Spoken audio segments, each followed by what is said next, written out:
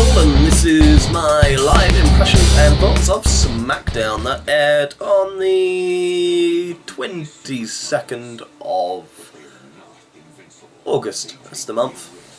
Kicks off with Randy Orton saying I beat up Roman Reigns a month ago and haven't done much since then, so he should fear me when I get focused. Because, yeah. You're not your best work ever, Randy. And he's got a match later on with Rob Van Dam. Seth Rollins comes out almost like he's interrupting Randy, but Randy pats him on the back as they walk past. And that's the opening to SmackDown. Oh, Orton, when you're good, you're good. When you're not, you're boring. A really good singles match to kick off SmackDown's wrestling. Seth Rollins versus Jack Swagger. Oh, Jack Swagger in the last 3 months has just come so far. He's such a good in-ring guy. And Seth is just becoming one of the top heels in the company. Fantastic moves. A deadweight German right from the floor. Swagger delivered to Seth.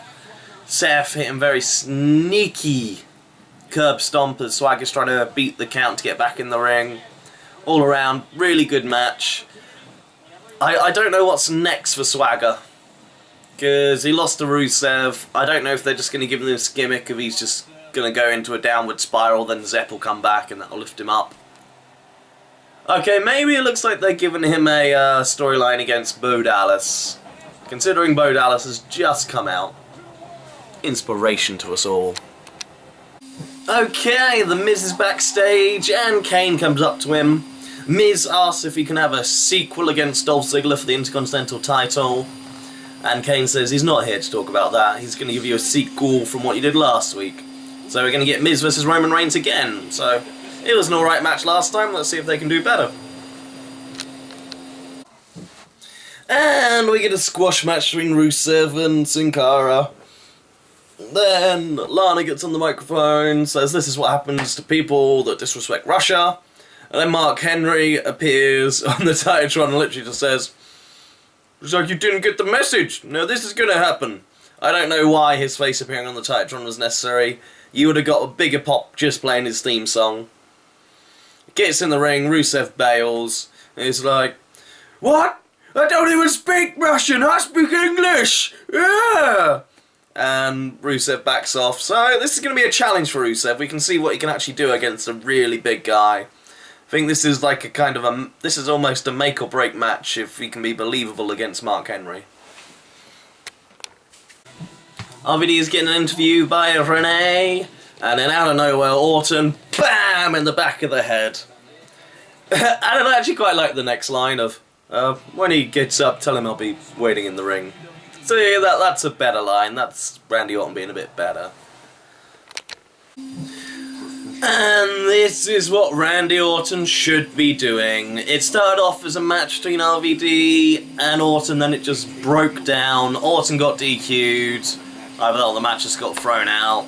It's just a brawl on the outside, and Orton just dismantling RVD.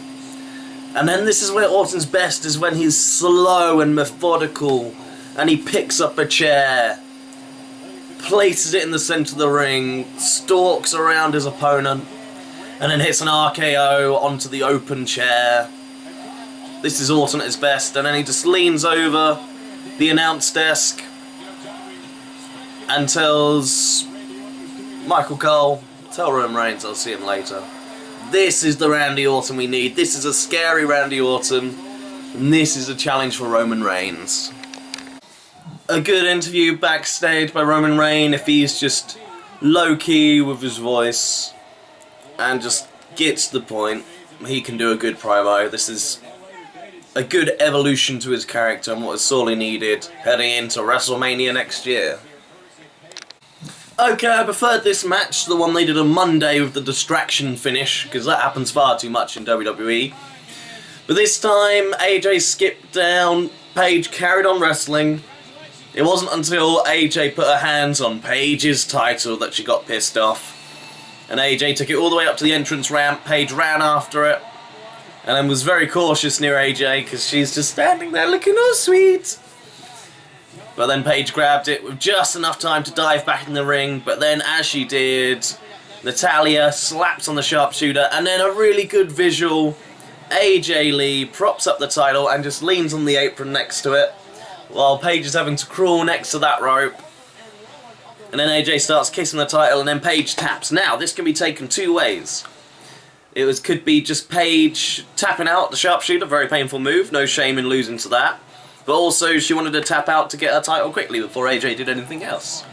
That's sort of a bit of psychology there.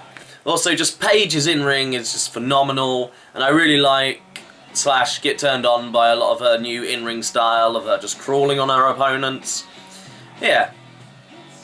So after a little bit of alone time, we'll carry on. This was a really good solid match. Looks like the Rhodes brothers are getting back into the swing of things. Again, I think it was beginning of this year they had some phenomenal matches. Actually, it might even have been end of last year. They had some really good matches with the Wyatt family and some intense sort of tag team matches. This was a good one. Goldust actually get the win, so the Wyatt family are on a losing streak here. Like, Eric and Luke as a tag team are sort of getting kicked down after their massive rivalry with the Usos.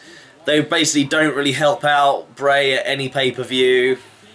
Though they're not very happy with this, and they just assault Stardust afterwards. So it looks like we're going to get Stardust versus the Wyatts. I thought it was just going to be a general beatdown. Luke Harper just javelined Michael Cole's chair at Stardust. Oh my god, that looked brutal. And then the double team on Goldust in the ring. Okay, this is a very short match between Roman Reigns and The Miz. Randy Orton literally from the beginning walks down the ramp and is just standing at the side of the ring distracting Roman. Lets The Miz get in a few good shots, but Reigns just gets the win. And then I'm happy that Randy didn't do the cowards thing. He got in the ring and charged straight at Roman Reigns, face on, and these two had a massive brawl. Punching, kicking. Roman Reigns gets close down to the outside. They're just throwing each other into barriers. Then Roman Reigns manages to get the upper hand with the chair and is standing strong for like the third week in a row on SmackDown.